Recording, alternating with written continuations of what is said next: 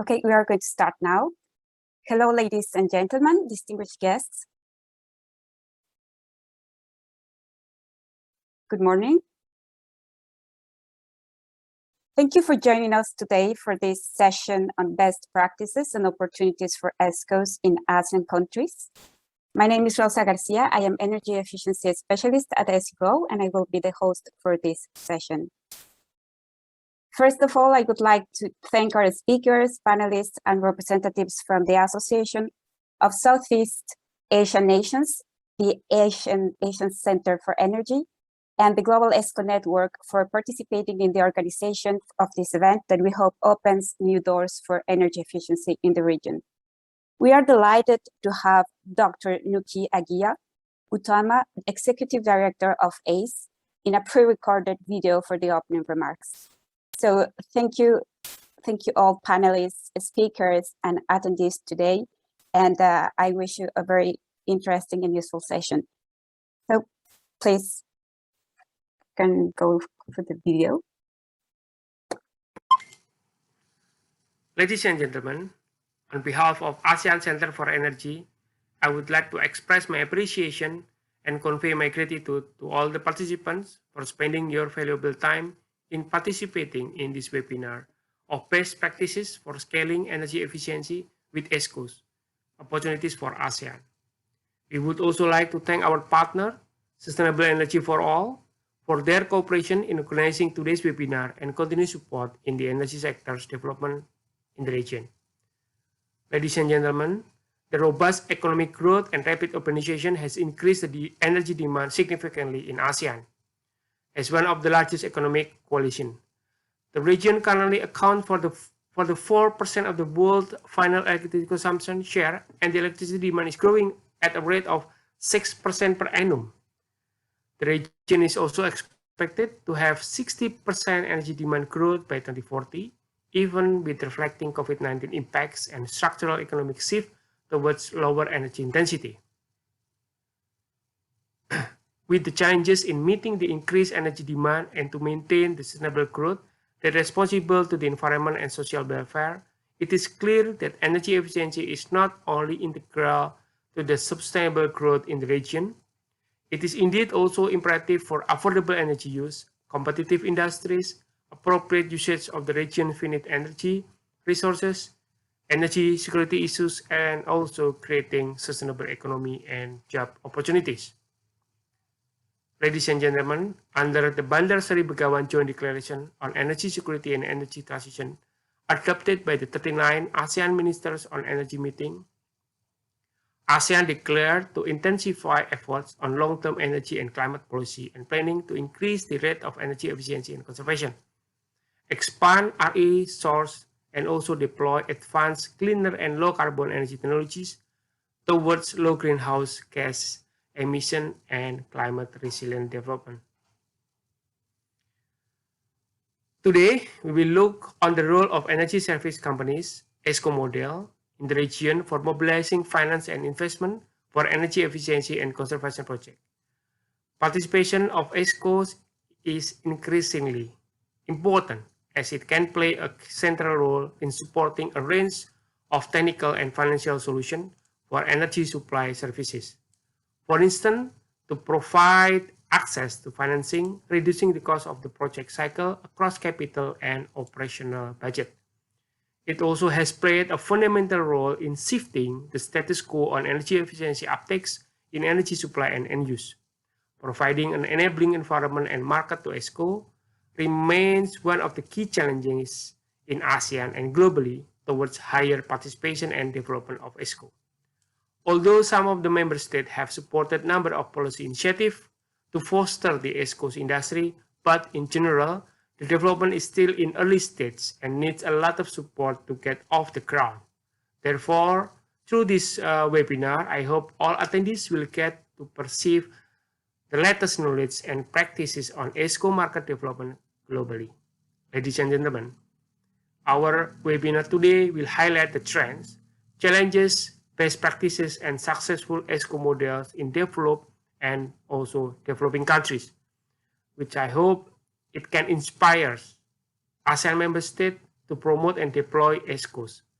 We are pleased to have a number of experts and stakeholders to share their experiences and insight on various practices in removing ESCO market barriers across region, China, and Japan.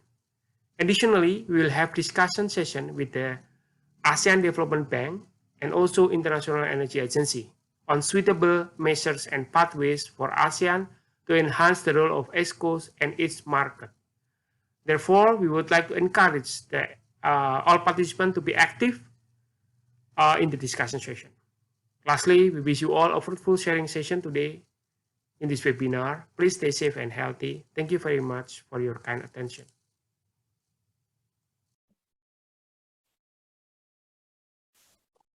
We would like to thank Dr. Aguirre and ACE for this insightful message that raises the important role of energy efficiency in the region. Now, before moving on, I would like to invite you to send your questions using the chat at any time. We will make our best efforts to answer them during this webinar. Now, our first speaker is Alexander Ablaza. He will talk about how ESCO market barriers can be removed and how to close energy efficiency capital flow. Mr. Ablaza has dedicated the last 2 decades of his career to scaling up energy efficiency and clean energy technology in 14 Asian markets. Across Asia and the Middle East, he currently provides energy efficiency expertise with the objective of scaling up energy efficiency capital flows through finance, investment structures, and policy reform. He is founding convener and co-chair of the Asia-Pacific ESCO Industry Alliance, co-founder of the Global ESCO Network, and he currently leads the Philippine Energy Efficiency Alliance. Alexander, we look forward to hearing from you. The floor is all yours. Thank you so much, Rosa, and it's a sheer delight to be in this webinar hosted by the Sustainable Energy for All and, of course, the ASEAN Center on Energy, with the support, of course, of the Global ESCO Network and the Asia Pacific ESCO Industry Alliance, which I represent. So it's very good that we have another ASEAN event. We have another event in the region that's talking about energy efficiency and talking about ESCOs as a means to flow capital. It's yeah, let me just get my slides up. So I'm starting to see close to $1 trillion capital gap for the Southeast Asian region between now and 2040. And much of that gap could be bridged if we are able to remove the barriers to the ESCO market across the region. I'd like to make that pronouncement, something I've used always in the last 3 years. Before it was still sub $30 billion. Now we have a $33 billion ESCO market. And I'd like to say that of the $33 billion ESCO market size, 60% of that is situated in Asia. So this is a very interesting opportunity that the ESCO business model has made a strong comeback in this part of the world. And it will be very interesting to see how that could be grown as well in Southeast Asia and balance the dominance of the ESCO business model in China. The Asia Pacific ESCO Industry Alliance now embraces 10 country ESCO associations, and we've been meeting in the sidelines of both the Asia Clean Energy Forum, the Asian Development Bank, and the Asia Clean Energy Summit, hosted every fourth quarter of the year in Singapore. So we've been meeting in the last 3 years, and we now have the ESCO associations of China, India, Indonesia, Japan, Korea, Malaysia, Philippines, Singapore, Taiwan, and Thailand. And what this regional platform is supposed to be supporting is initially knowledge flow. So exchange of knowledge, exchange of ESCO sector capacity, exchange of maybe at some point transactional and flowing capital guarantees in other financial services across borders. It will also is intended to enable carbon market transactions, ease technology deployments, facilitate investments, facilitate business development, and flow know-how, capacities, knowledge, and capital from more developed ESCO markets to the more nascent ESCO markets. And we expect, the Asia Pacific ESCO Industry Alliance, or APAEC for short, to grow and embrace other ESCO associations within Southeast Asia as they evolve. I did mention a capital gap in my opening statement, but I'd like to drill down and say that based on IEA estimates, they did in their market report, the energy efficiency market report, a couple of years back. We're starting to look at the Southeast Asia maybe requiring something like $892 billion of energy efficiency investments through 2040 to meet sustainability goals.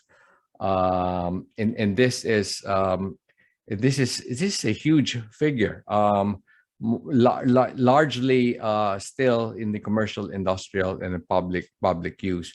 IEA has actually prepared two projections. One is what they call the stated policy scenario, and this is it accounts for the current policy frameworks, and the sustainable development scenario, which is actually being replaced now with the net zero energy scenario, assumes that policies will evolve to meet target energy efficiency outcomes. But regardless of scenarios, it's still a significant volume, and this might be understated, that close to $1 trillion will have to flow from public sector, from private sector investments, and from development and climate funds to make sure that energy efficiency as a separate asset class is able to catch up with the velocity of capital flows already flowing through renewables. So energy efficiency is something that's largely government driven, but we need more private capital flowing through more innovative financing modalities. And ESCOs is just one of them. ESCO performance contract is just one of those modalities that will ensure that it contributes to this capital gap that we have to bridge in the next 2 decades. I did mention that of the $892 billion or $900 billion in the capital flows, business as usual modalities would be able to cover a third of that, or roughly $300 billion through the self-finance, debt finance, lease finance, and other on balance. When we hear of markets flowing capital through financial institutions, through commercial banks, through government banks, that's a good growth strategy. It primes the pump. But when markets are now faced with the need to scale up, like towards their Paris climate obligations or towards the net zero energy scenario, then it's the on-balance sheet or debt finance is very, very limiting. And markets should strengthen or establish the off-balance sheet financing modalities. And this would include ESCO performance contracts, public-private partnership transactions, large-scale government retrofit programs, and other off-balance sheet modalities like joint ventures between private entities and state-owned enterprises or government-owned and controlled corporations. So we need to be more creative. The 0.9 trillion capital gap, it's not necessarily a money supply problem, but it's a plumbing problem. Money is flowing at a much better velocity towards grid tied renewables because project finance works. But project finance, unfortunately, does not work for many ESCO-sized deals. And we need more creative plumbing to make sure that money flows from climate funds and from government funds and private sector portfolio investors into a portfolio of ESCO contracts. I list here the major policy, marketing, and financing barriers that are still impeding energy efficiency and ESCO capital flows in Southeast Asia. Now, some of these barriers have already been knocked down or largely removed in some markets, but in other markets they continue to exist and be a reason why there's a lot of inertia in their energy efficiency market transformation. Number one, MSMEs and ESCOs have very limited access to EE debt finance.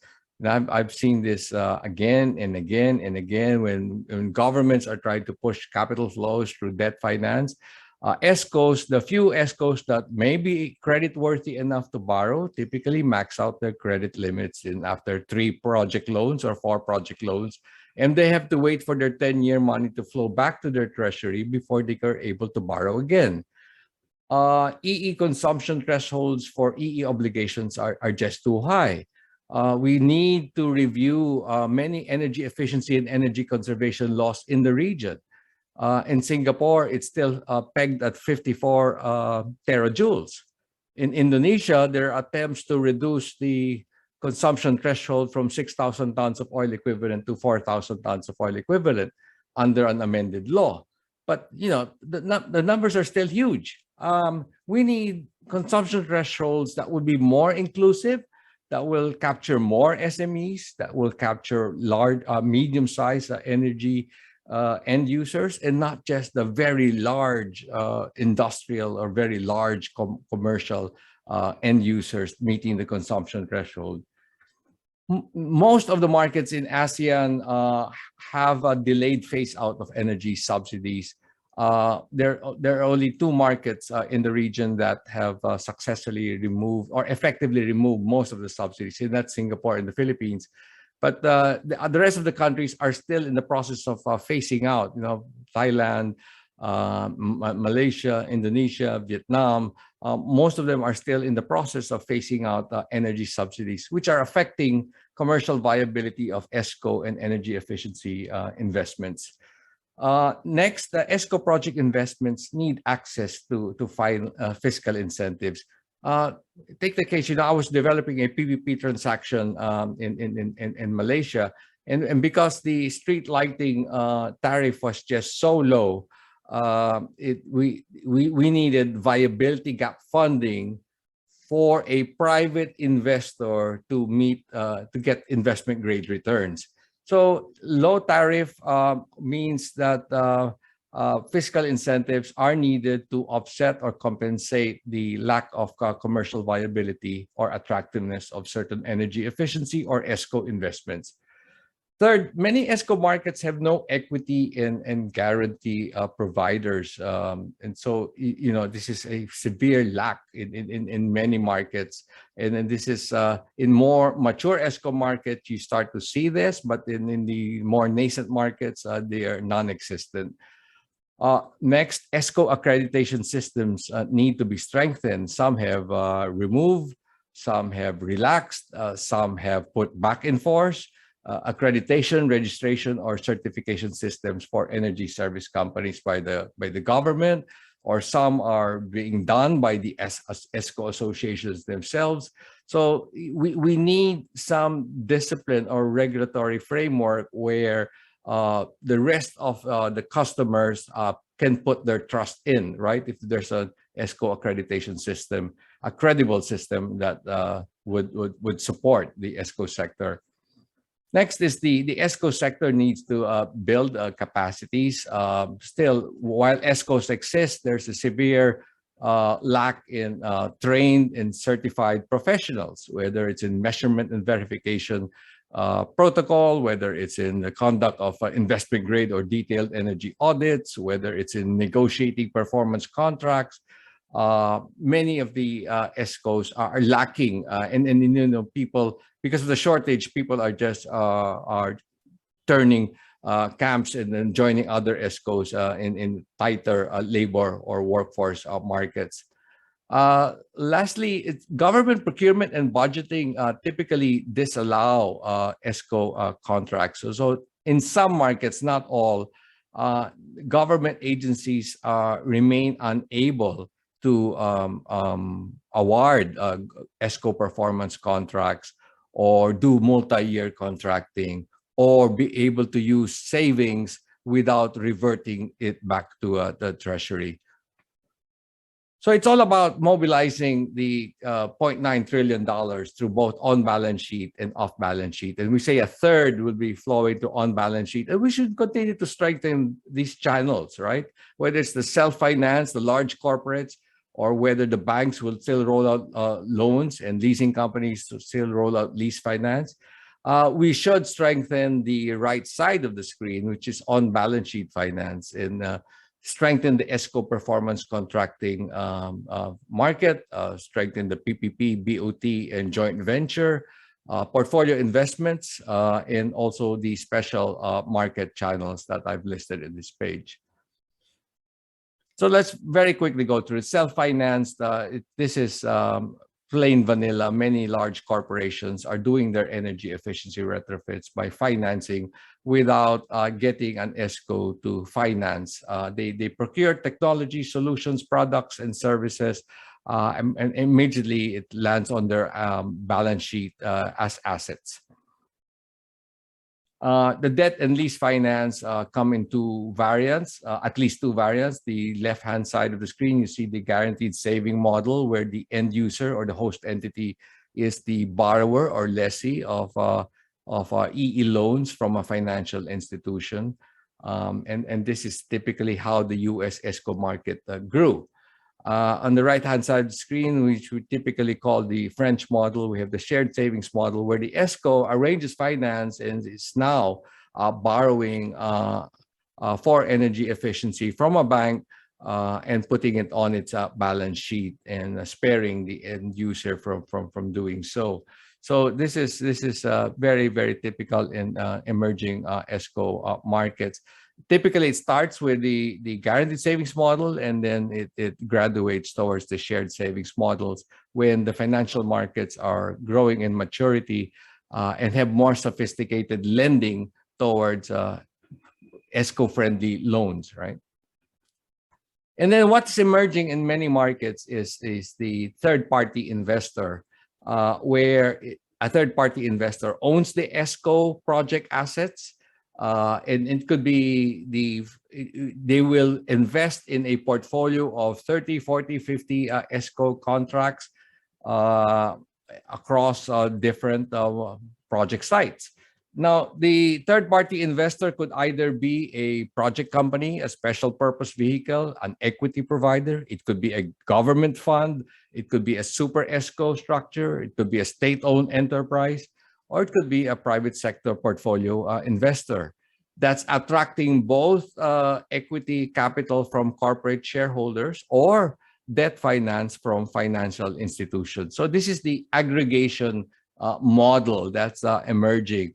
And in the Philippines, Climergy was just launched 2 hours ago in the Philippines as an equity vehicle for ESCO contracts in this market. So how do we remove many of these ESCO market barriers? So the first recommendation here is to review and amend energy efficiency laws to capture more mandatory action from end users across more sizes and sectors. I think Malaysia still has the opportunity to tweak the energy efficiency law before it's passed. And Indonesia also has the opportunity to review while it's amending its decade-old energy conservation law. The next is to accelerate the phase out of subsidies, and this is a more painful task. It's the bullet that many governments will just have to bite. And in the meantime, while they are still in the process of phasing out, they should be able to mobilize some viability gap funding for energy efficiency projects. Next is to find ways to de-risk energy efficiency bank lending with risk-sharing facilities and guarantee mechanisms. When I was in IFC, I was doing this for a Japanese leasing company in Thailand, for example. So how do you get a leasing company to do ESCO leasing in an ASEAN market. And you could do that by de-risking their portfolio exposure through guarantee mechanisms or risk-sharing facilities. The fourth would be to design, establish, or enable equity providers, the fund, the portfolio investor, or the ESCO guarantee funds, whether it's public or private, to facilitate the entry of energy savings insurance products. You know, there's not much energy savings insurance products, and we have to source it from either North America or in Europe. And we need to aggregate that to lower the cost of insurance premiums for many ESCOs in the region. Fifth is to create or strengthen ESCO accreditation, registration, or certification systems to bring them back where they no longer exist, to put discipline, to get a credible committee or agency or organization to make sure that the credibility of the accreditation system is upheld. Next is to intensify training and certification of individual professionals involved in the ESCO sectors. And this would include certified energy managers, certified measurement and verification professionals, and other ESCO professionals. The industries also need to develop industry standard contract templates for ESCO performance contract, whether it's guaranteed savings or shared savings, or whether it's chauffage, whether, you know, through the different variants of ESCO performance contracts. If you had standard templates in a market, it attracts more debt and equity capital. Next is government energy efficiency subsidies or tax incentives should be rolled out to ensure that there's improved equity returns. You know, many markets, with the exception of Singapore, most markets would need like 15% after-tax IRR, or improve debt service, or to de-risk long-term capital investments. So if you want to attract private capital, we've got to make sure that they are commercially attractive. And to do that, either we provide viability gap funding or guarantees or tax breaks, tax incentives.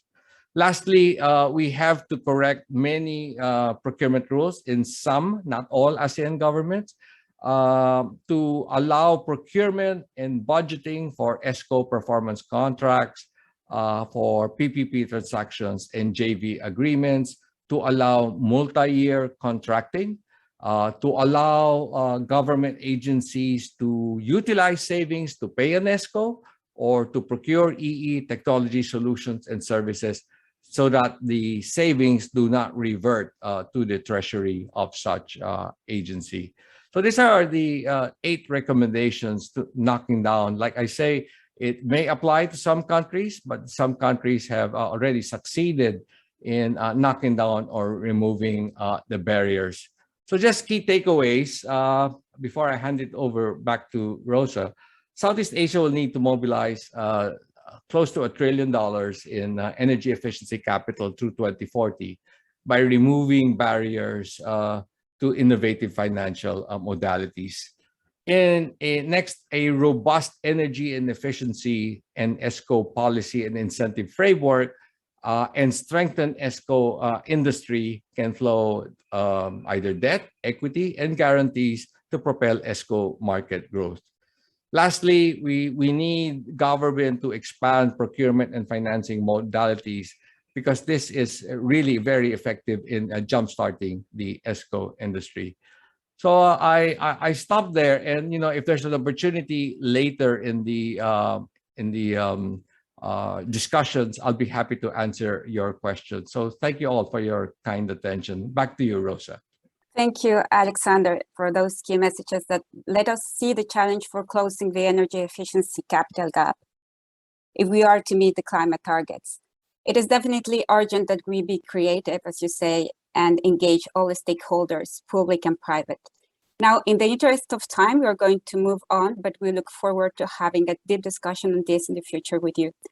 To our audience today, please feel free to join the discussion and use the chat box to send your questions. For our next segment, we'll be listening lessons learned from the field from Malaysia, China, Japan, and Thailand. And for this, we have a wonderful panel moderated by Mr. Septia Buntara. Mr. Buntara is the manager of the Renewable Energy and the Energy Efficiency Department at ACE. And on this note, I will happily hand it over to you, Septia. Thank you very much, Rosa, for a gracious introductory section. Ladies and gentlemen, as mentioned by Rosa earlier, my name is Septia. I'm currently manager from the ASEAN Center for Energy, focusing on renewable energy and energy efficiency department. I'm very pleased to be your moderator today. We absolutely acknowledge ESCOs have played a fundamental role in shifting the status quo on energy efficiency, as we stated in our concept. And from the presentation of Alex, there's so much challenge is facing by ESCO's market right now. And of course, number of solutions were identified. But how we could cohesive enough to mitigate, address, and improve the situation. To find out more, now let's hear further from our lineup speakers here. I promise you it will be very interesting, and you won't miss any valuable information from them.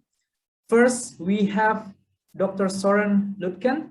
Dr. Lutken is a senior financial advisor at UNEP-DTU, where has worked on mitigation finance for more than 10 years. And he wrote several research, for example, on clean development mechanism, and he initiated the global ESCO network in 2019. Dr. Lutken will share about key learnings from the global ESCO network, and will also share a perspective related on his experience. Dr. Soren Lutken, I will provide you the 8 minutes for your sharing the perspective. Time is yours. Thank you very much, Septia, and thank you very much for having us on board this very important webinar of today on ESCOs in ASEAN. Just let me share my screen.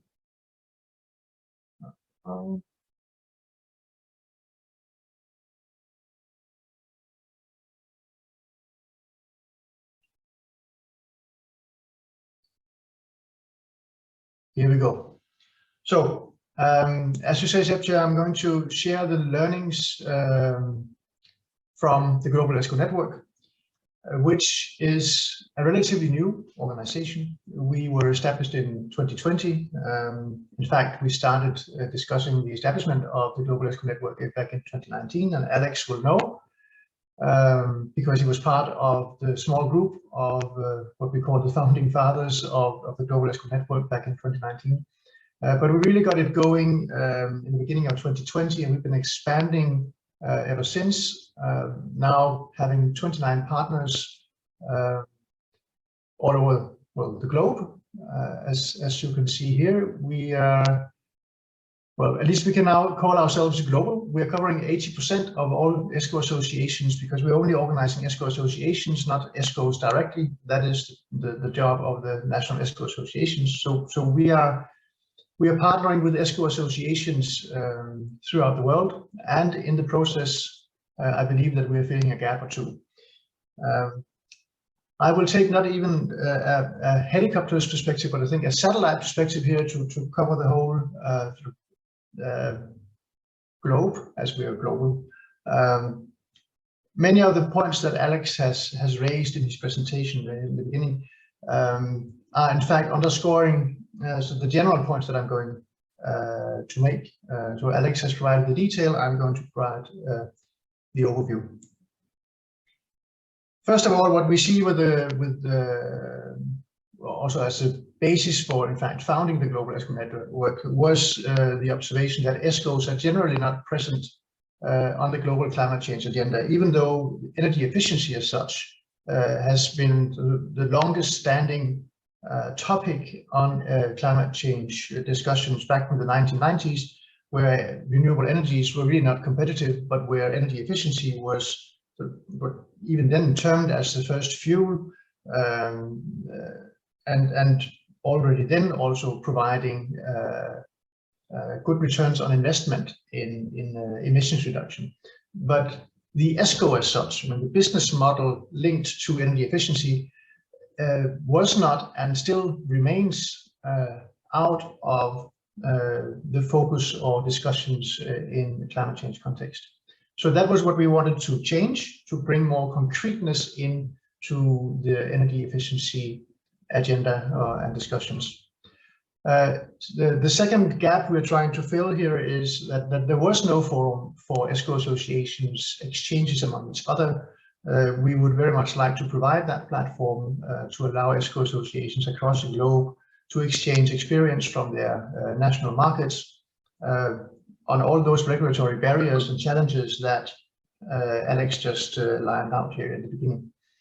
And finally, as an add-on, we also found that ESCO literature seems to be scattered around, sometimes on the internet, sometimes off the internet, but it's definitely not easy to find a repository, a common repository of authoritative literature on ESCOs, which is why we have established such under the global esconetwork.org. We are on our website, and I invite you all to look it up.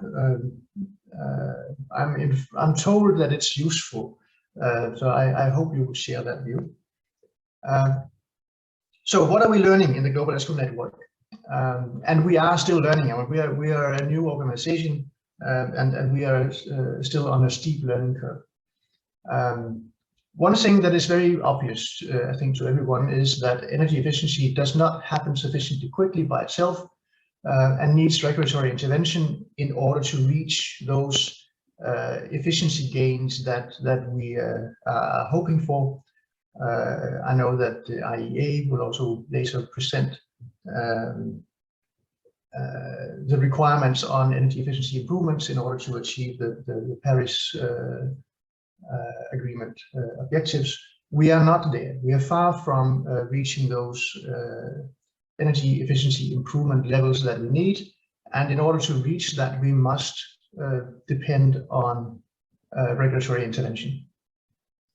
What we see, though, because of course regulatory interventions happen, but very often it in fact works counter to the involvement of ESCOs, and we see that maybe particularly in now also in recovery programs post COVID-19, and at least we've observed that both in the US and in Japan and Chile, where there is a particular exclusion of third-party financiers from support programs, which means in fact that those programs that government put in place directly disfavor the involvement of ESCOs. So that becomes an additional regulatory barrier, in fact, where we would like to see the inclusion of the ESCO industry actually as an implementation partner in those programs. Doing that would also bring about significant financial benefits. What we normally see governments doing when they're doing promoting energy efficiency is that they do isolated and program-based interventions.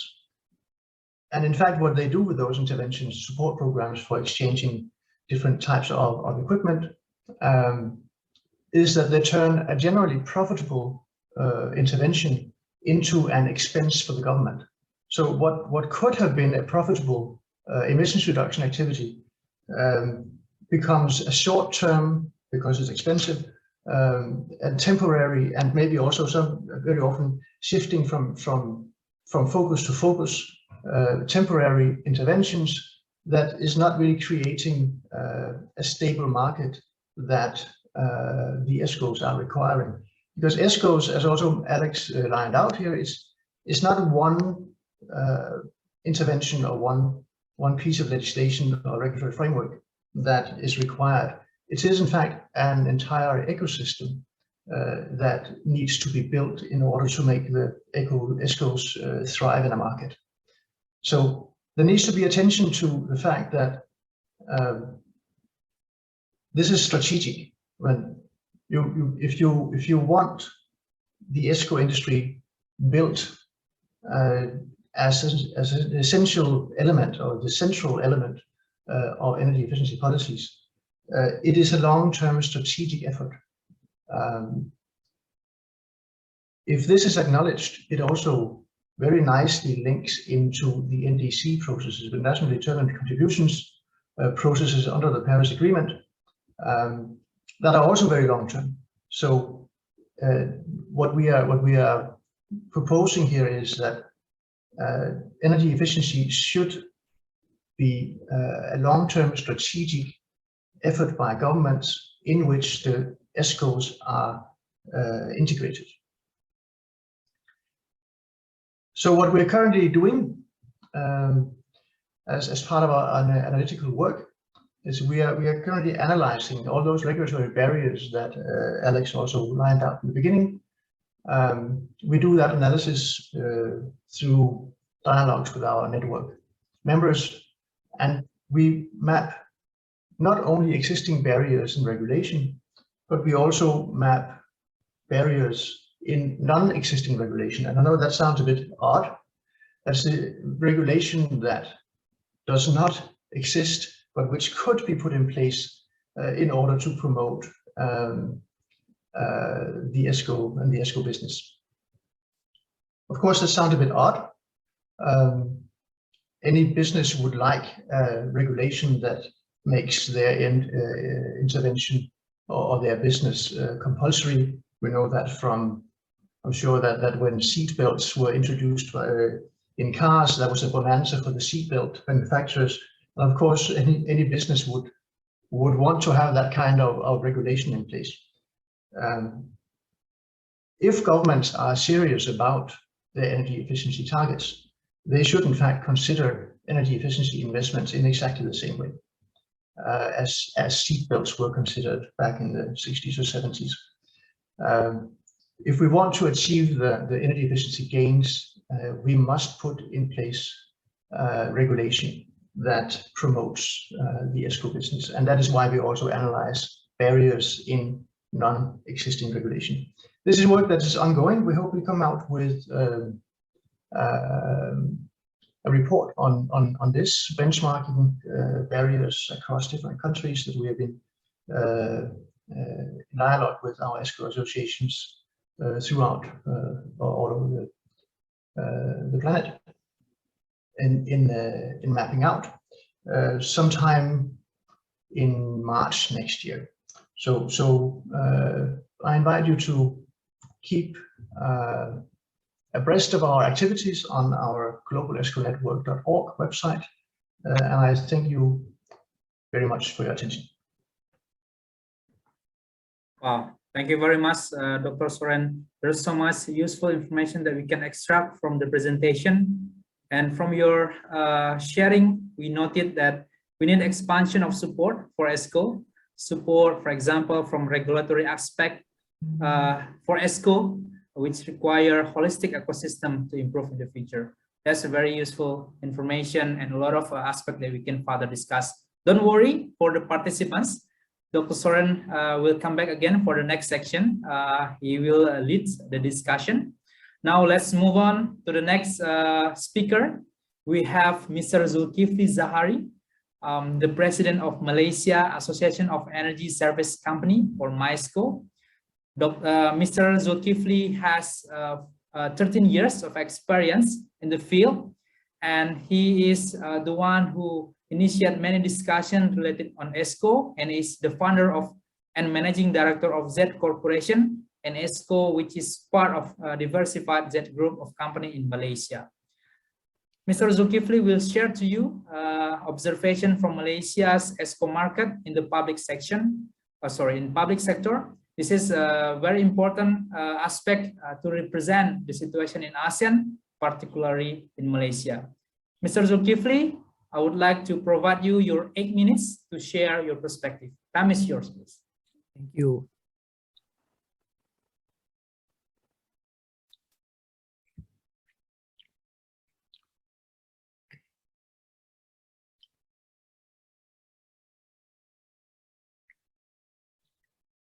Okay, let me jump into my presentation. Hello, I'm Zulkifli. So I'm given this topic to discuss about the market in public sector in Malaysia. So the first thing I would like to talk about is the energy audit grants. This is introduced by the government under the 11th Malaysia Plan, and it's a 3-year program between 2016 and 2018. And what this entails is actually the understanding that one of the main barriers of doing ESCO businesses is actually doing the audit, which is seen to be a barrier. It's expensive. So this grant aims to provide some kind of subsidy, a matching grant, in order for the facilities that have high consumption to be subsidized in their audit. Yeah? In doing so also, it will also provide the opportunity for the facilities to understand what ESCOs do, aware about what how to compare themselves against other entities in terms of their baselines, and also understand about energy management, as well as to understand how to verify the savings and compare themselves with others along the way. So this grant actually is open to all, not just the industrial and commercial sector, also to the government. The government provided about 20 million or 4 million or 5 million ringgit dollars for this 3-year program. So those who have more than 100,000 kilowatt hour of consumption per month are eligible to apply. And the other conditions include that they have to be registered. The ESCO must be registered with the Energy Commission of Malaysia. Yeah, and also the audit must show that the savings can achieve at least 15% of saving over 3 years, and it must be completed within that period of time. And after that, it's up to the facilities to decide whether they want to carry out guaranteed saving or shared saving with the ESCOs involved. And as you can see, even the government, even though the government does not need to go through the audit process, but through this fund also, they have to lead by example by retrofitting the offices as well as their facilities in terms of lighting as well as air conditioning systems. And from this program, we can see that the total savings over the 3 years has exceeded more than 1 billion ringgit, which is more than almost 300 million US dollars in terms of energy costs overall.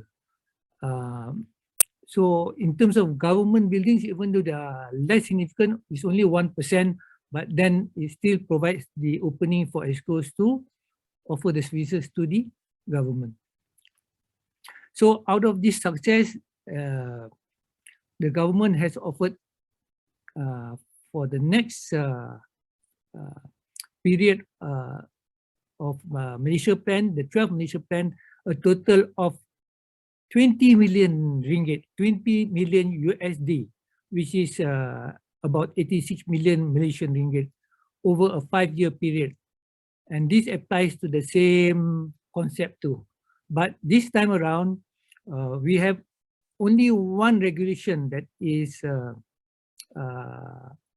focused on energy efficiency, which is called the RIM, the AMIR, Efficient Management of Electrical Energy Regulation, which was enforced in 2008. And this entails any entities that uses 3 million kilowatt hour for a period of 6 months consecutively, they have to, they will be affected by this regulation. So with this amount, the idea is to get a better impact from the funding that is being arranged by the government.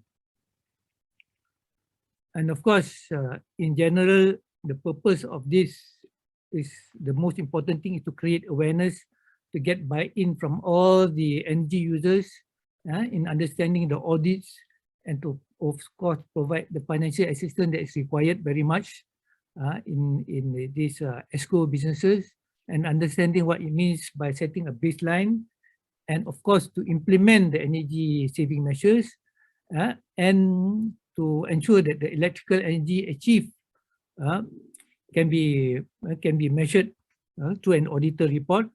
And along the way, we develop the capacity building of the industry. Sir, Worth mentioning, just to chip in to remind you about your 2 until 3 minutes time left. yes, Thank you. yes, all right. We also had this BC project. Basically, it was mentioning because a lot of government projects have been done through this scheme, and many demonstration projects have been done through this project, which is involving UNDP and GAF, which is a 5-year project too. And we also have the government providing us what is termed as the EPC fund, which is about 50 million ringgit in total, of which ESCOs who wants to do projects can apply to this. Many hospitals as well as government institutions use this fund in order to do the projects that this fund offers. And this fund, the specialty about this fund is it provides credit guarantee by the government under the subsidy called MDV, and as well as it also provides subsidized interest rates in order to lower borrowings. And up to now, for this year, 20 million is allocated for energy efficiency projects under this. The other thing that was mentioning is we have the National Energy Award for ESCO. Yeah, it started 4 years ago, and all the companies that wins these awards will be forwarded and submitted to the ASEAN level. And Malaysia did quite well for the first 3 years. Last year, not so well. But again, what is new in the past 2 years is that Malaysia has included a category called retrofitted building under EPC and non-EPC, which is still not available in ASEAN level. So I would like to propose that ASEAN also include this in the ASEAN Energy Award level. And these are some pictures of the winners, some free advertisement to our ESCOs. This is a polytechnic that won the first competition. This is the second one, which is the big university. And I think this slide is also quite important for us to know what are the current barriers and issues that need to overcome, at least in Malaysia. There is also some internal intergovernment bureaucracy sometimes that we need to overcome. For instance, the program might be by the energy ministry, but the facilities are being governed by another ministry like the public works. So in order for them to work and for the ESCOs to carry out, there must be some sensitivities in order to make sure that the bureaucracy is not compromised.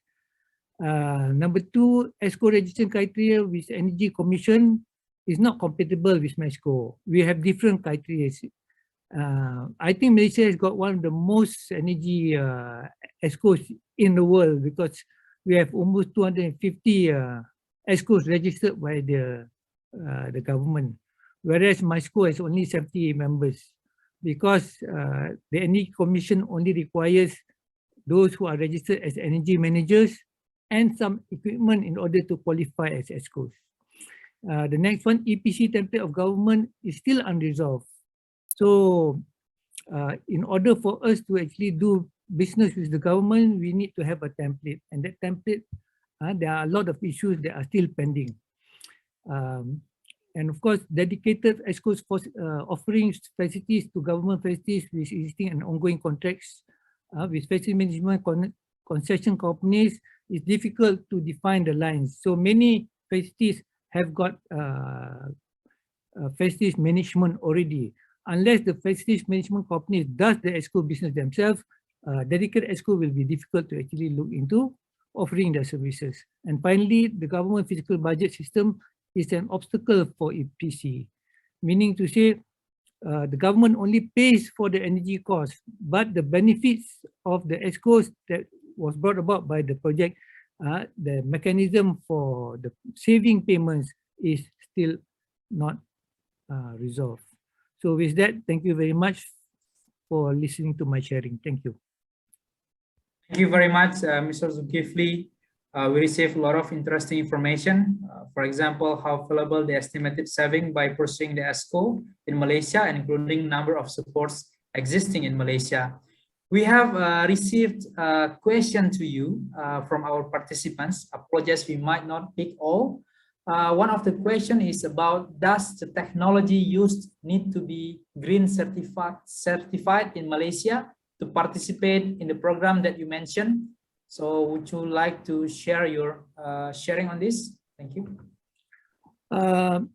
This is one of the issues that is being raised in terms of the template too, because if you talk about the government template, they want to be the one who specifies the products, whereas ESCOs, they have their own product, they have their own specialty, and they guarantee it. So there is no way ESCO will take the risk to put products that are not able to perform over the period of the contract.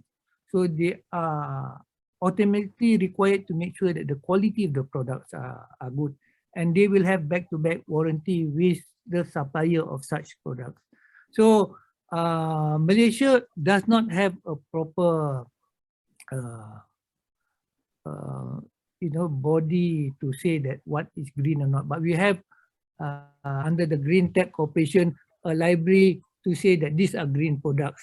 Of course, they can be referred to, but it is not a requirement in EPC contracts at present. Thank you. Wow. Thank you very much for your very detailed explanation, Mr. Zahari. I think it's answered the question. And thank you very much for your presentation again. Let's move on to the next speaker. We have Dr. Xianli Zhu from Copenhagen Center on Energy Efficiency. Dr. Xianli holds a PhD in economics, and she is a senior economist at the Copenhagen Center on Energy Efficiency, which is the C4O Energy Efficiency Hub. She will share about China's regulation of energy-intensive industry and the role of ESCO. Dr. Xianli, I will provide you your 8 minutes to share your perspective. Time is yours. Thanks a lot, Sepia, for the introduction. I will talk about the energy, for the intensive industry in ESCOs, China's regulation of energy-intensive industry and the role of ESCOs. First of all, in China, really the recent every day you can see China is now the world's biggest energy consumer and the biggest energy CO2 emitter for many years already, and it's still growing a lot. Industry sector is definitely a bigger role behind China's energy consumption and CO2 emissions. You can see here in the year 2000, 70% of China's primary energy consumption is by the industry sector. Today is still, although the government made many policies try to decrease this, it's still 66%, especially more than half is from the manufacturing sector. That means really a lot of pressure how to reduce the energy consumption of the industries. China has adopted many policies in the process. One is regularly tightening energy intensity targets for key industries, for its bigger energy users, industrial energy users, for products and processes. For example, per kiloton or for steel, how much energy is allowed to use. If you exceed the limit, you will feel fines, and also such new project will not be allowed for invested.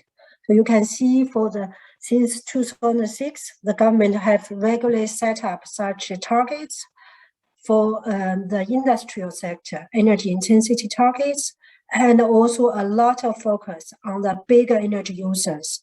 First, they have the top 1,000 program, top 2,000 program, and all the large energy users. They have to have specific targets. They are monitored, have the results are shared. That's why the government sometimes have to even stop their energy supply. They have to stop production sometimes to fill such their local energy intensity targets. For the next 5 years till 2025, there's also a new target for the industrial sector as well as for the carbon intensity, 18%. Current status, China is one of the most successful in ESCO market development. It started in 1998 with the World Bank project, and today 59% of the global ESCO market is in China, and it have around 7,000 ESCOs in operation today. And you can see in terms of investment and energy, annual energy saving, most of them are concentrated in the industrial sector. And for the ESCOs, China has introduced many favorable policies. One is corporate VAT exemption and reduction, and another is corporate income tax exception. So in the beginnings, first 3 years, total corporate income tax exemption, and the next 3 years is half of it. And also very clear accounting rules. By the end of the energy performance contract period, when the ESCOs transfer the equity is considered donations. So there's no tax, that in that accounting is very clear rules. And also what Alex already mentioned is access to finance. So how to liquidity make their asset liquidity and get the funding turnover.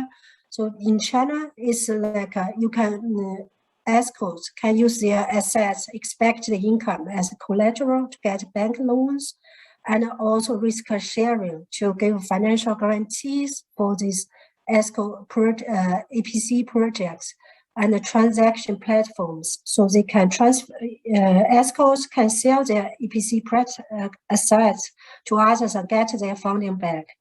And also encourage various green bonds, investment interest subsidies, as well as insurance for EPC transactions or projects.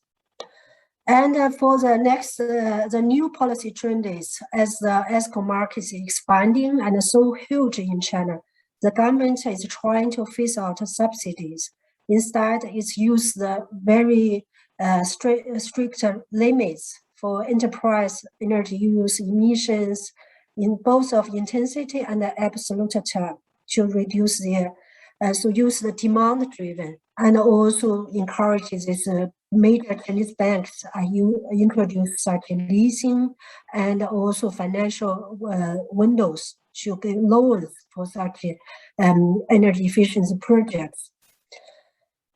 And also the Minister for Industry and Information Technology, they have many detailed rules, guidance on how to do ESCO EPCs.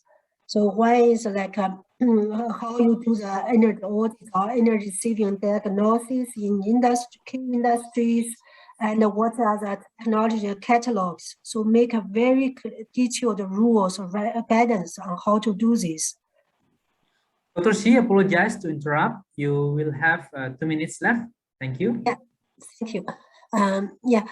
Also, China, if you look at the China, it's also like ESCO, this EPC projects. One problem is the dispute, how to measure it. China have very detailed rules and contract templates, over 200 rules and guidance on how you do everything in the process, including like equipment, how to do the monitoring, how to do the metering, calibration, all these very detailed rules to make it for different equipment, for different subsectors, to make it very clear, reduce the disputes and make it easier for the customer clients and the ESCOs to determine how much the emission energy saving and what's the, so that makes it also a solid base for ESCO development. So also the rules and guidance also are in the process of ESCO development. The government also updating its rules. In the beginning, it's more like shared saving contract model. When this 2010, there's general technical rules for EPCs. Then it expanded so that also include other business models, shared saving, guaranteed saving, and services. So all these are the government policies also expand over time. And you can see also the business models are changing. In the beginning, more shared saving and guaranteed saving. Today, the market is more diversified. All different kinds of BOTs, building own operator, all different models are in operation in China for ESCOs. I would like to also highlight in China, this EMCA, that's the Chinese ESCO Association, also played an important role because China has so many ESCOs. This EMCA has played collecting data, doing training.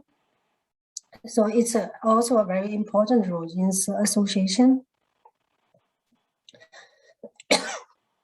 Sorry. So in China, you can see ESCO has developed in 3 decades, has become the biggest ESCO market. Its experience share very valuable reference for other countries, and also especially these supportive policies.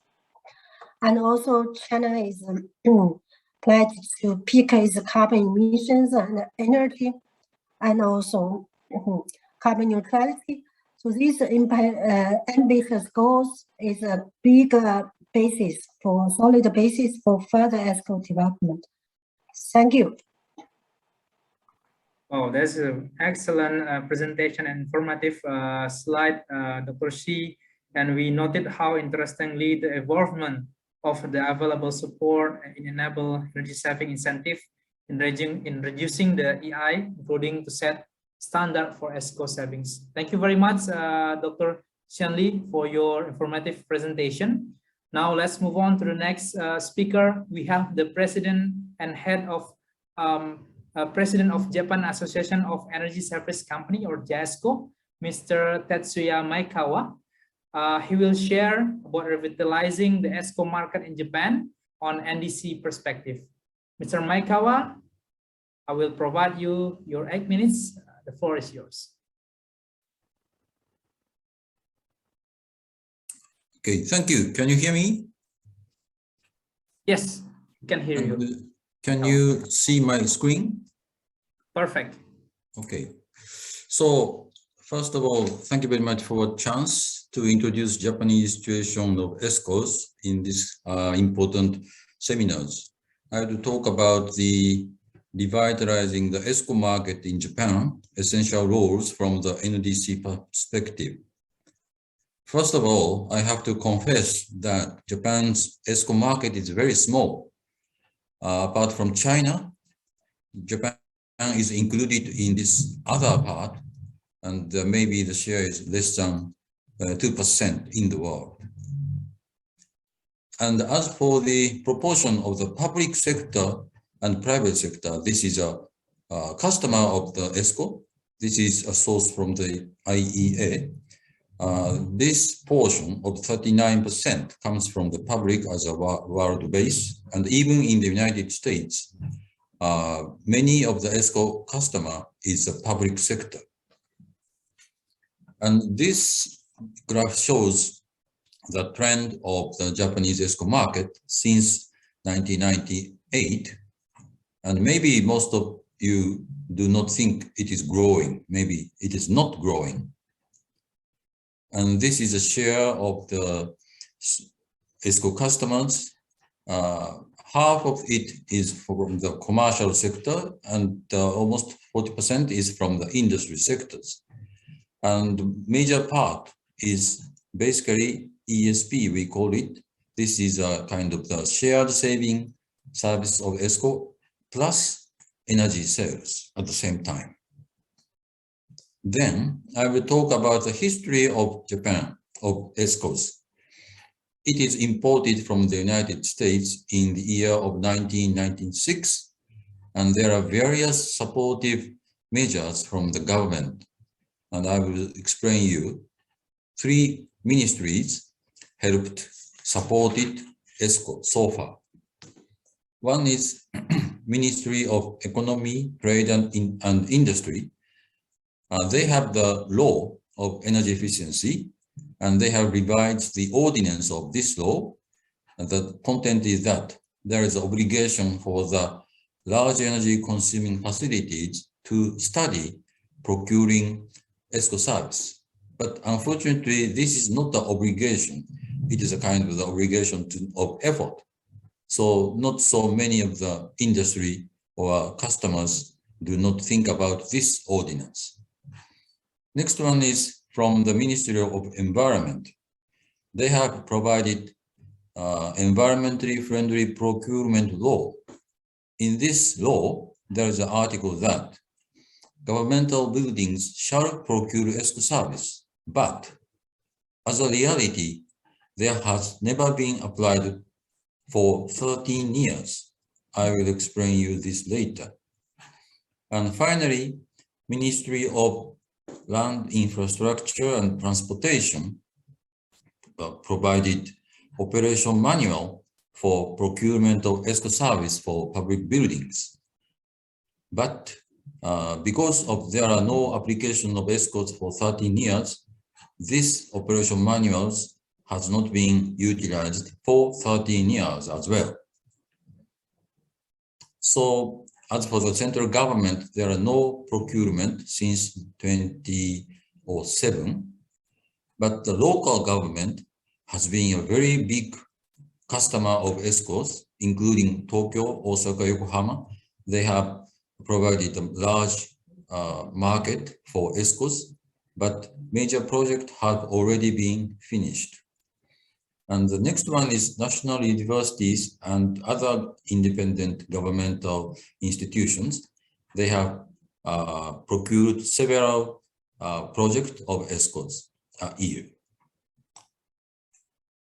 Based on this situation, we of the Japan Association of ESCOs had an internal discussion for ESCOs to grow.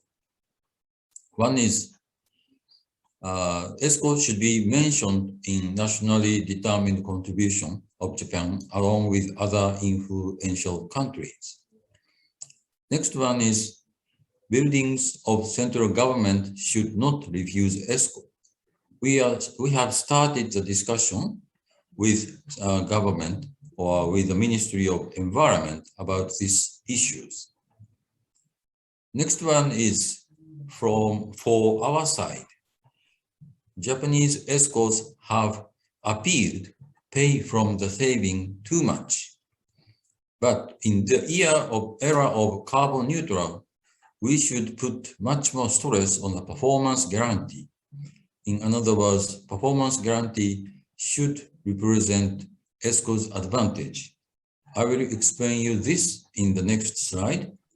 Well, just to interrupt, my son, yes? you have 2 minutes left for your presentation. Okay. There are several characteristics of ESCOs: performance guarantee, and payment shall be levelized, and ESCO own the installed equipment or third-party finance or off-balance, and pay from the savings. And we have put stress too much on this number 4 characteristics. See this graph. This is a reduction guarantee. Maybe this is for the energy bill, reduction based on the bill. But in the year of carbon neutral, we think definition of ESCO should be like this. Reduction guarantee should be CO2 emission or energy consumption. In this context, we are now discussing with the Ministry of Environment that they should change the definition of ESCOs in their role of ESCOs. Thank you very much. And this is just the introduction of our association. We have 75 companies as our members. Thank you very much. Thank you very much, Mm-hmm. Maekawa-san, for the very informative presentation and excellent perspective from you, despite the small market in Japan, but evolvement of ESCO and a lot of interesting part that we can see from update from you. That's very good information. Thank you so much, Maekawa-san. Lastly, go to Mr. Wisarut Maitasit, the Energy Regulation from Energy Regulation and Conservation Division, DED of Thailand. Mr. Wisarut always have sharing perspective in ASEAN regarding evolvement of the ESCO in Thailand. He will share perspective on Thailand's strategy in promoting ESCO to scaling up the energy efficiency projects. The 8 minutes is yours, Mr. Wisarut. I'll give the floor to you. Yes, thank you very much, Septier. Good afternoon from Thailand, everyone. Today, I would like to share some experience on how Thailand has been promoting ESCO to scale up energy efficiency in Thailand. Just to give you all some background about Thailand, we have a national energy efficiency plan as well as renewable energy plan, which we call them the alternative energy development plan. But on energy efficiency, Thailand has a target to reduce the energy intensity, which we define as the total final energy consumption divided by the GDP by 30% within the year 2037, addressing all sectors, in which so far we have managed to achieve around 8% in 2019. As for the renewable energy, we have a target to have 30% of the final energy consumption to be contributed by renewable energy by the year 2037. In 2019, we have achieved around 16% thanks to the rapid growth in solar. However, it should be noted that these numbers on these plans are currently being revised in response to our focus on climate change, which may result in a more ambitious target in the future. In 2020, as you all know, the world suffers from various challenges, primarily due to COVID-19 pandemic, resulting in economic slowdown on a global scale. However, it also presents to us the opportunity to disrupt the old ways with new technologies, such as the online meeting we are having right now, for example, or for business to innovate or implement new technologies in order to survive.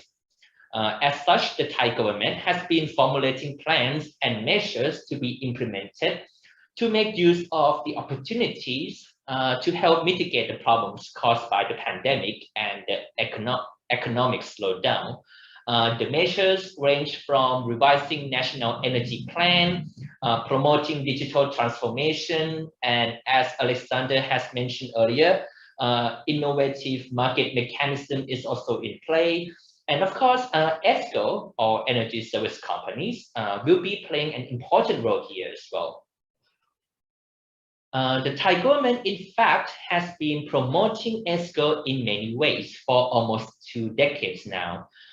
In collaboration with the Federation of Thai Industry and Thai ESCO Association, we have been raising the awareness of the concept of energy service companies, such as by organizing a Thailand ESCO fair. So it's very big. Around 500 people have been attending, and make the ESCO more systematic by establishing Thai ESCO Association as well as the registration system for ESCO. Sorry, Wisarut, to interrupt. You want to share? You want to put a next slide? I mean, it's kind of my the screen. Oh, it's not on the next slide right now. Okay, yeah, just to remind. And you have 3 minutes until 4 minutes left for your presentation. Thank you. Sorry, Septier. What screen are you seeing right now? It's still on the first page. Oh, really? Okay, just give me one moment.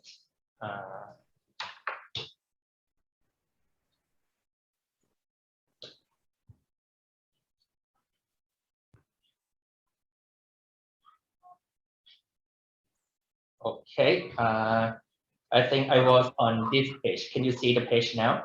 Okay, perfect. Okay. So yes, as I have mentioned earlier, so Thailand has been promoting ESCO for almost 2 decades. We have organized Thailand ESCO Fair.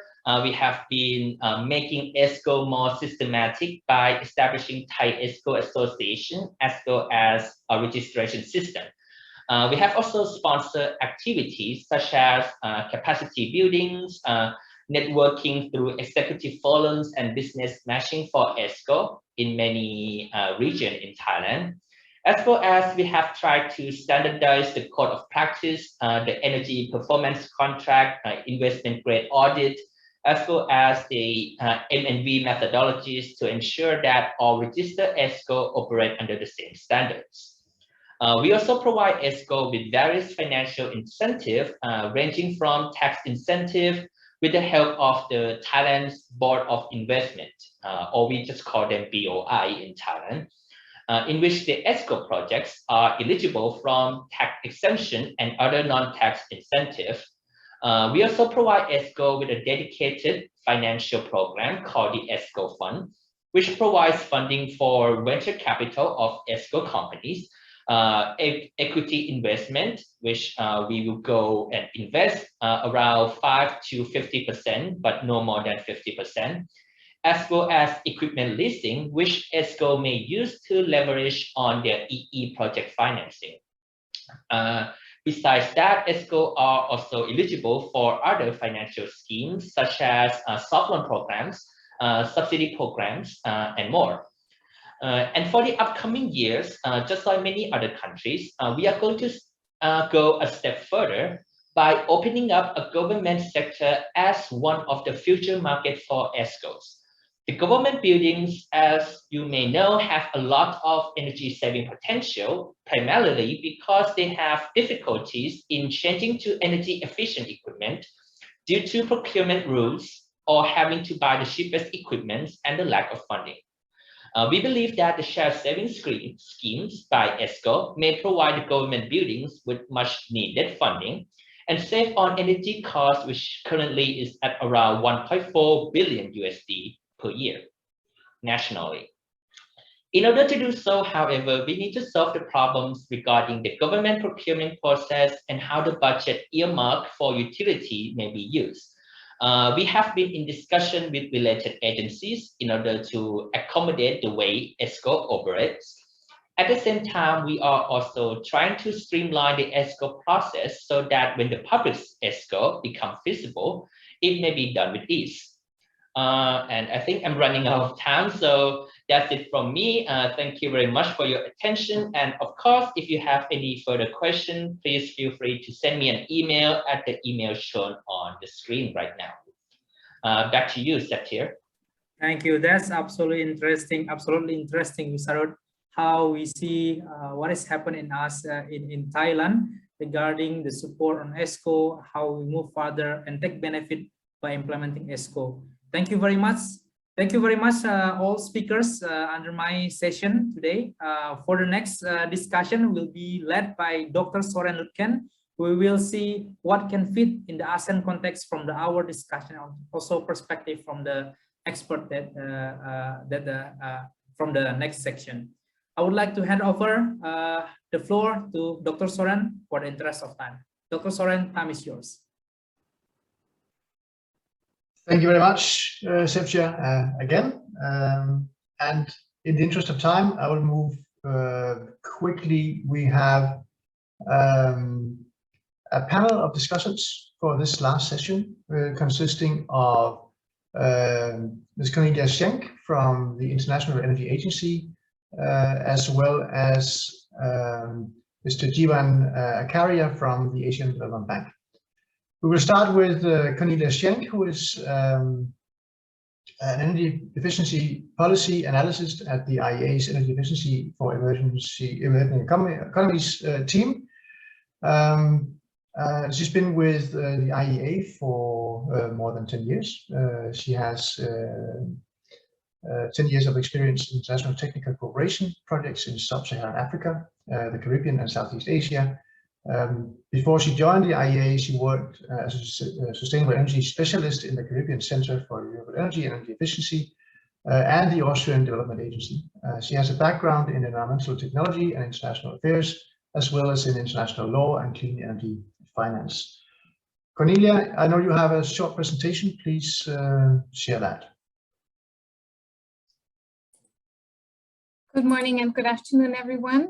Thank you very much, Søren, for the brief introduction. Allow me to share my screen, and I will try to run you through my presentation very briefly, because a lot of aspects have actually been mentioned already by other panelists, and I will refer to that if possible. Søren, give me a quick nod if you can see my screen, if that is fine. Technically, perfect. Okay, so I wanted to start my input with a brief look at the role of emerging and developing economies in our clean energy transition. So it has become clear from our analysis that the world's energy and climate future increasingly hinges upon the decisions made in emerging and developing economies. Because as we are now, they make up 2/3 of the global population. They have typically low per capita emissions, but a vast potential for economic and energy demand growth, and also will be responsible for the bulk of emissions growth if we don't act. And when we look at the current investment levels and needs, there we can also see that there is a huge gap. So total energy investment globally is expected to be back up at $1.9 trillion globally, but emerging and developing economies are only accounting for 1/3 of the investment. If we look at clean energy investment, which is expected to be at $750 billion this year, then the picture is even more severe, with emerging and developing economies accounting for only 1/5 of the share. And also worth mentioning is that with the current levels of investment, we would have to double these levels to be on a transition that is compatible with a 2 degrees Celsius temperature rise. So overall, on a global level, we need to strengthen clean energy investments, and particularly focusing on emerging and developing economies. When we zoom in to those emerging and developing economies, we can see that clean energy investments have been hovering around $115 billion per year over the past years.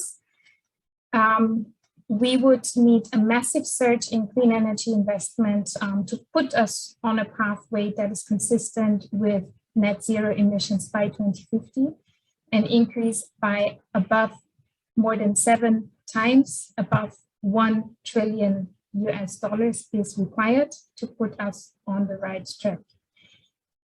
And what will be necessary to ensure the affordability of clean energy transitions is also to keep financing costs low and improving the availability of capital. And although financing costs have come down in a lot of countries, the cost of capital is typically higher in emerging economies and developing economies. And Alex has also already alluded to the capital market gap in ASEAN countries, and what will be required to move that. Our analysis mirrors that, saying that for the upscaling of clean energy investment, we do need a massive shift towards private capital.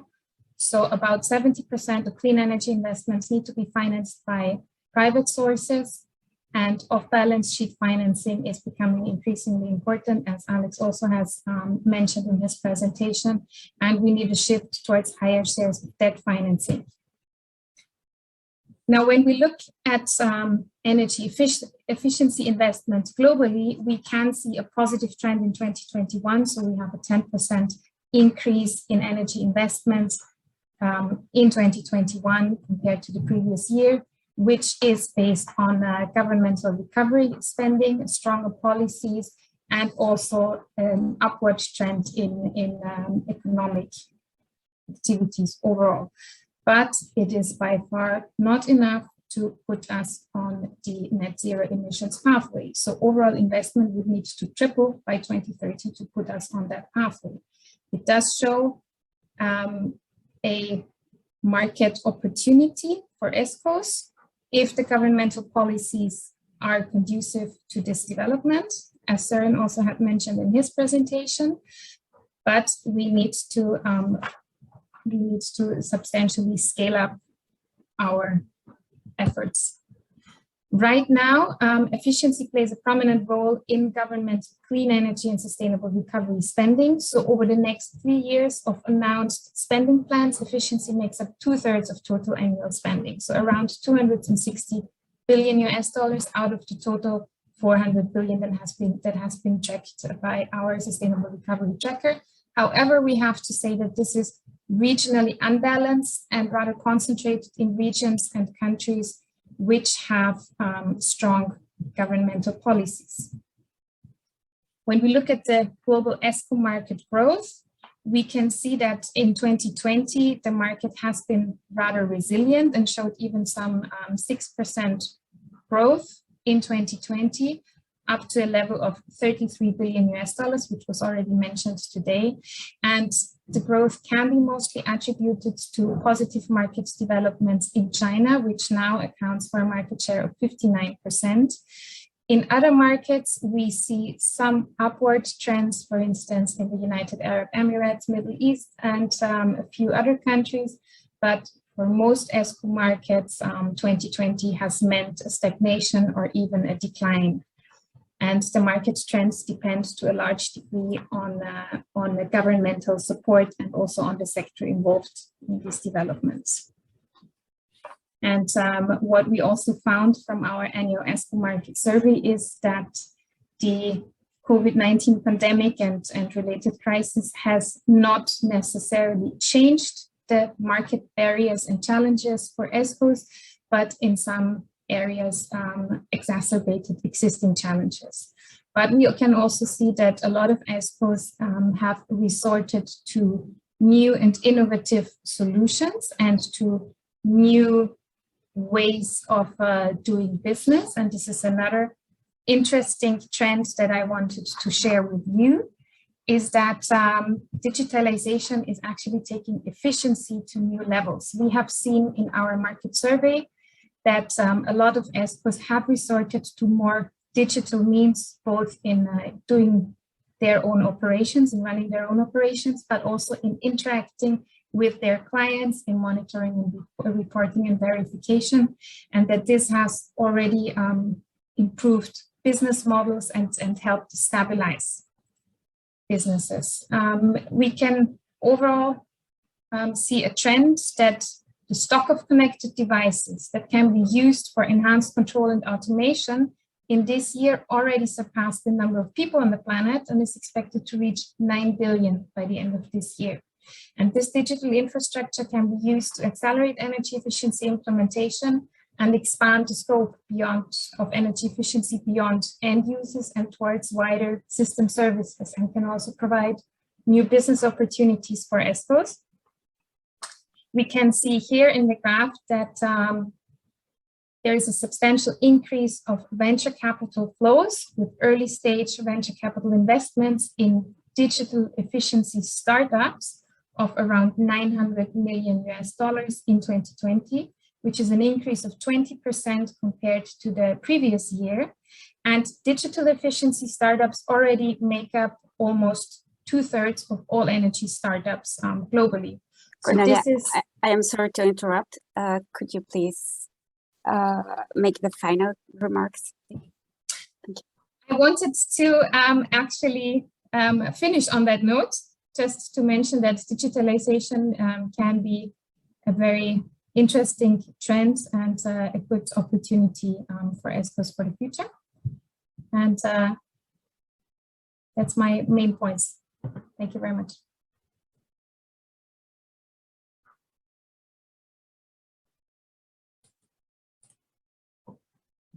Good. Thank you very much, Cornelia, for this interesting overview.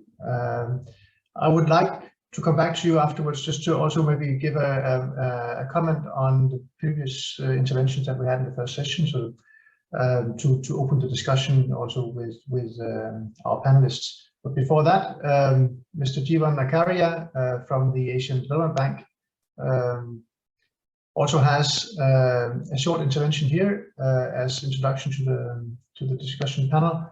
Jivan Nakaria has been with the Asian Development Bank for more than 15 years and is currently working in the energy division of South Asia as a principal energy specialist. He's currently focused on the developing and implementing energy efficiency, renewable energy, and other broader energy sector projects in India and Nepal. But he's also serving as a focal point for regional cooperation and integration for energy in South Asia. Jivan, please share with us your introductory remarks to this panel.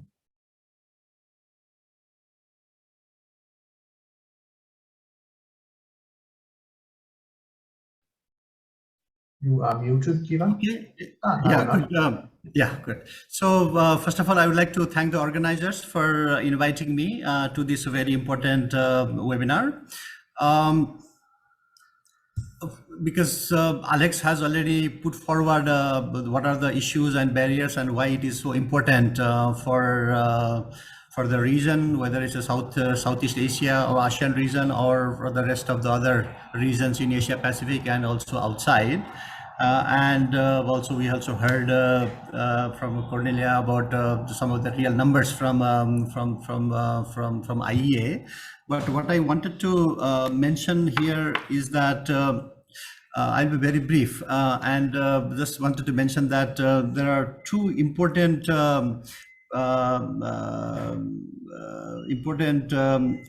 actions that have taken place in 1.5 months in ADB, and that's what I wanted to kind of highlight it here.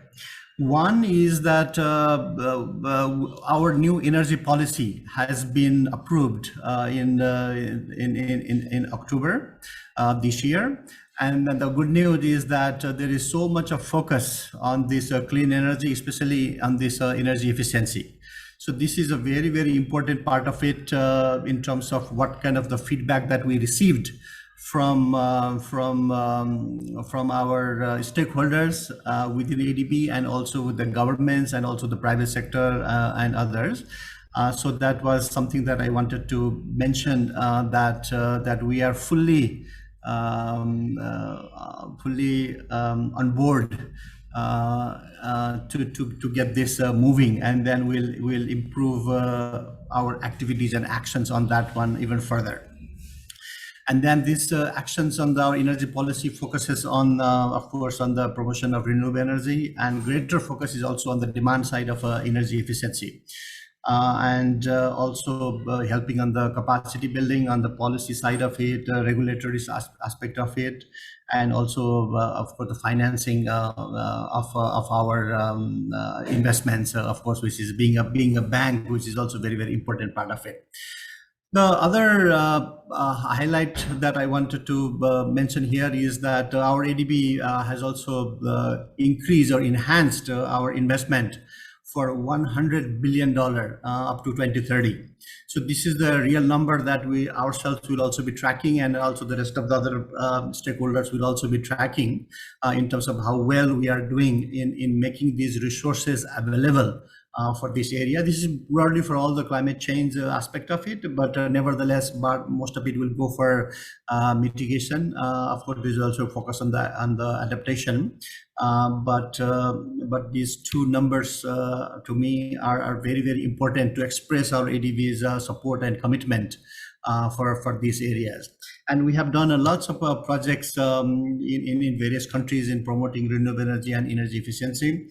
And then, in fact, in your introduction, you mentioned about this Energy Efficiency Services Limited project that we did is under implementation now in India, which is also serving as a kind of a super ESCO, where it's owned by the government, and then if it is owned by the government, then they will have a possibility of accessing funds, and then also these other agencies who are actually implementing the distribution companies and others will have a much greater comfort in utilizing these resources for either for energy efficient bulbs or street lights, and also they are going for smart meters and distributed energy and so on and so forth.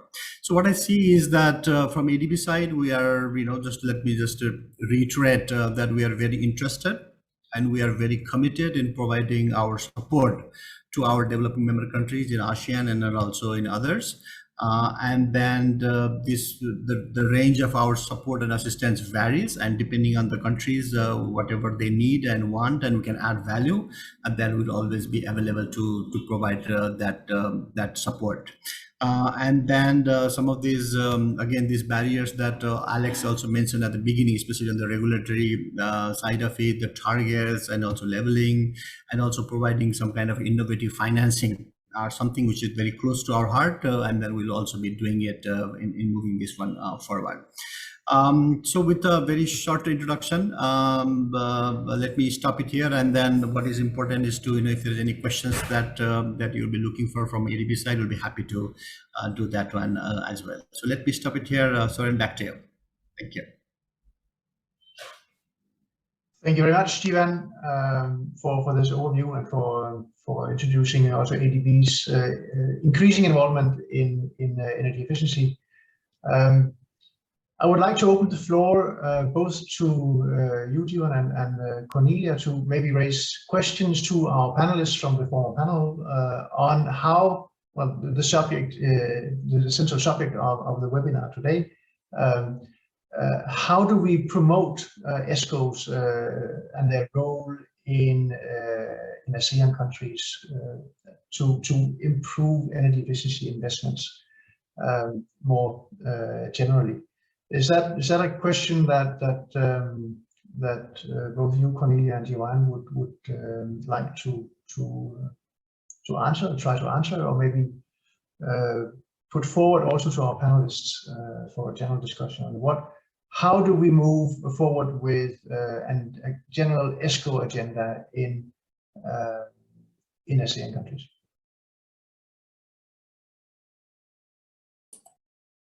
I can give a brief start with a few takeaways from our analysis, and then I would be happy to hand over to other panelists to chip in to that and to elaborate more with their country experience and regional experience.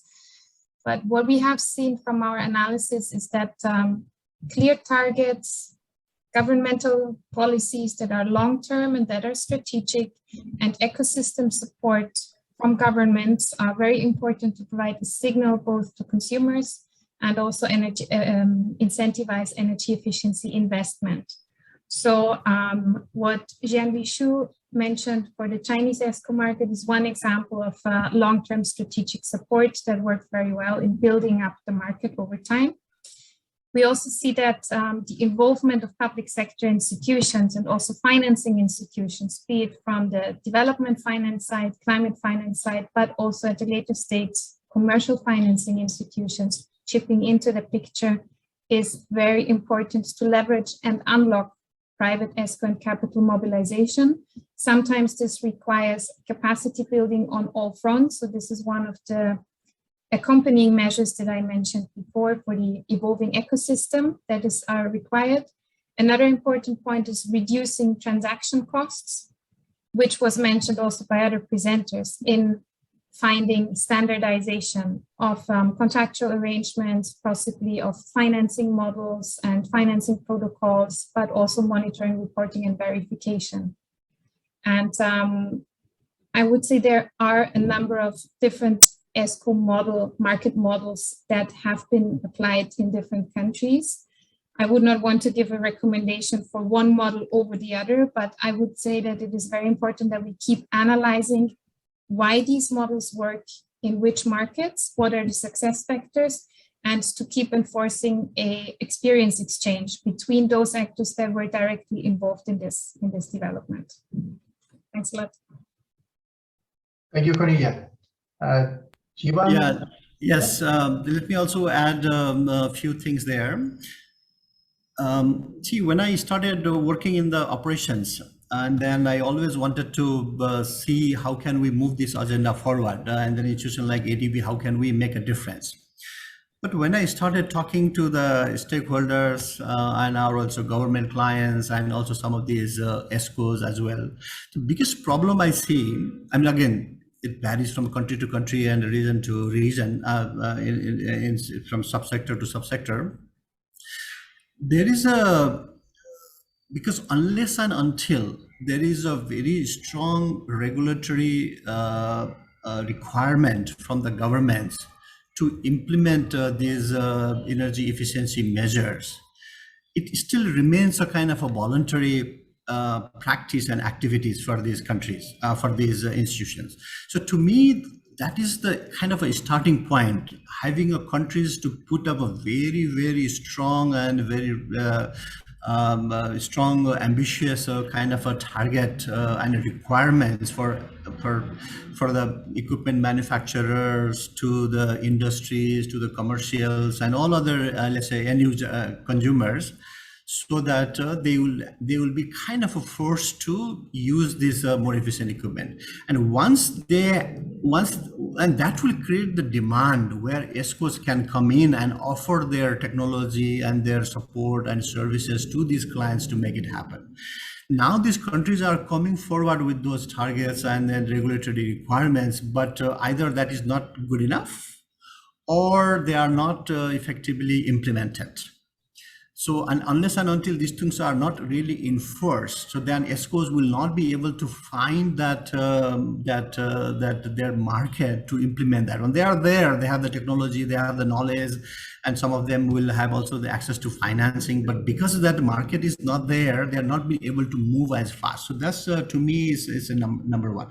And I think after that, then the ESCOs will come. Then the financial institution, whether it's a local or outsiders and international like us, will be able to find ways and means to make it happen. That's one. The second thing is also the credibility of these energy service companies are also very, very important, because we see a large number of ESCOs. Some are really, really good. Some are still struggling on their own. So then when you reach to a client, then why would they trust a particular ESCO?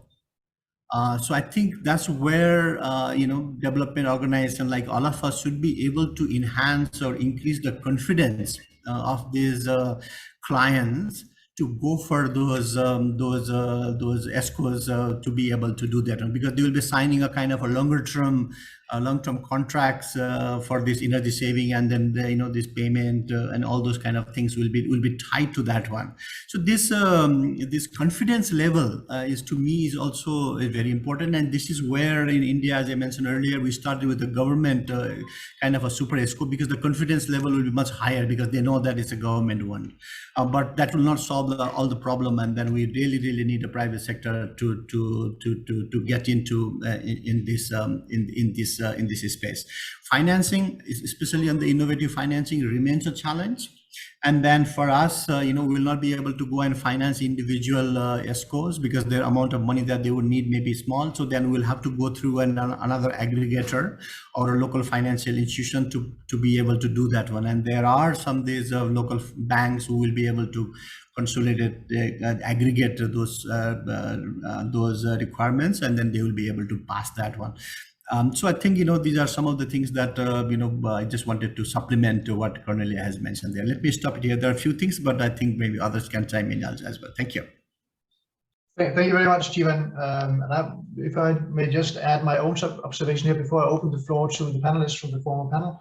I think what you are mentioning here, Jeevan, is the mandatory implementation. I mean, as we see, mostly these energy efficiency targets are aspirational, but there's not really a government commitment behind them, in the sense that they are willing to put demands on industry or building owners. Or it remains first and foremost aspirational. I think that is one important point that needs to change. But I also think it's important that, as we also discussed throughout the panel, there are a number of elements that need to be right, and it's not enough that only one of them is right. You need to have all of the elements in place before this ESCO ship is sailing.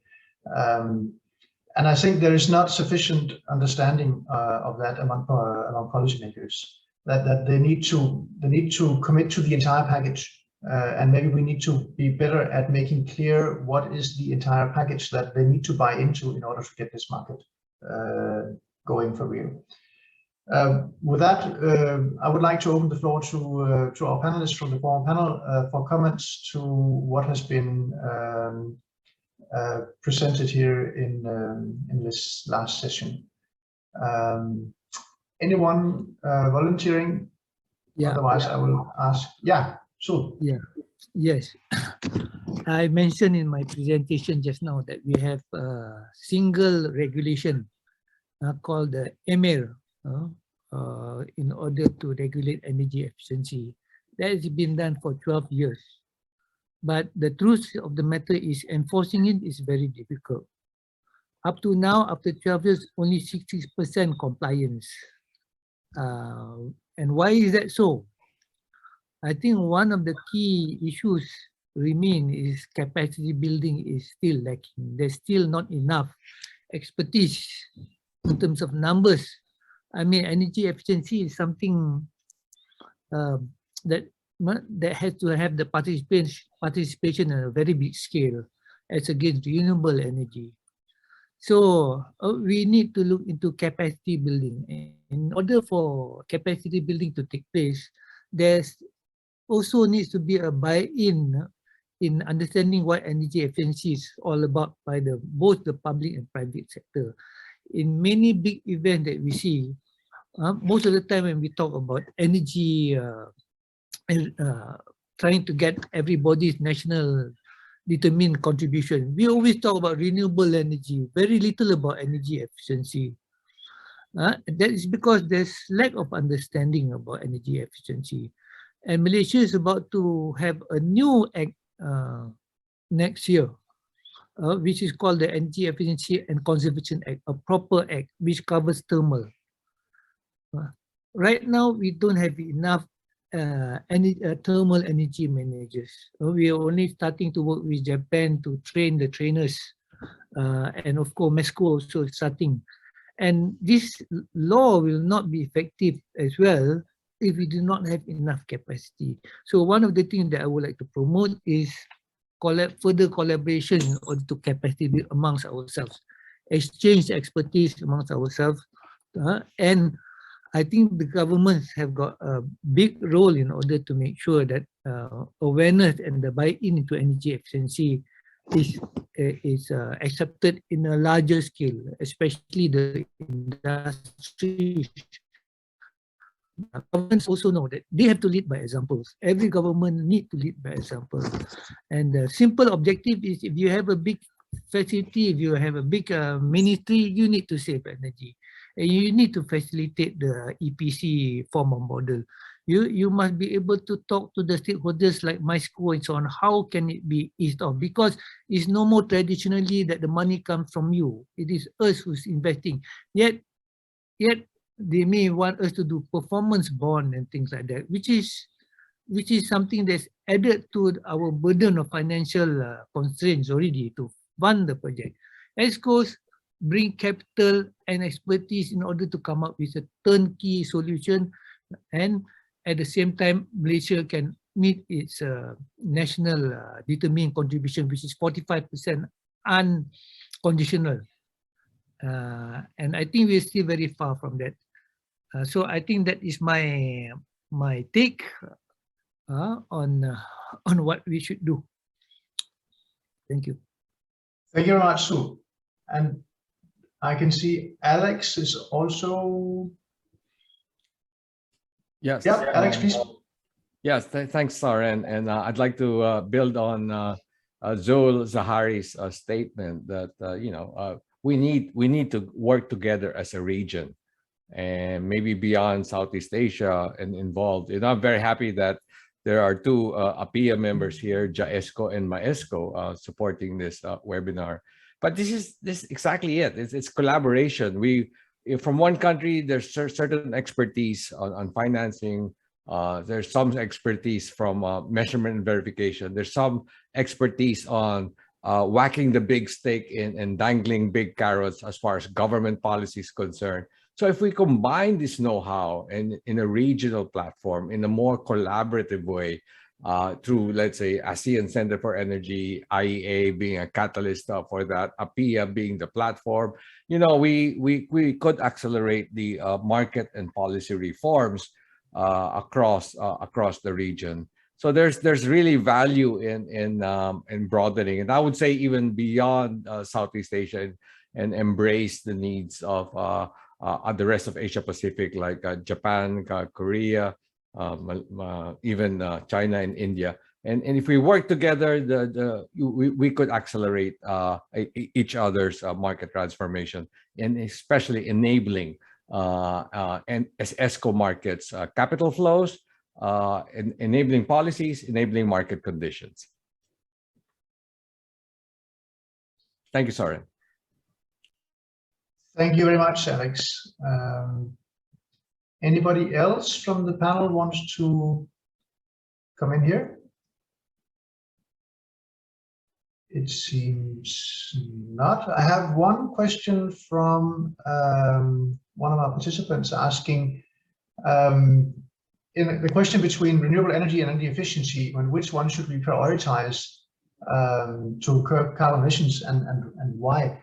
I mean, I think that is also what has been mentioned here by several companies. It seems to be easy to finance renewable energy, but when it comes to energy efficiency, it immediately becomes difficult.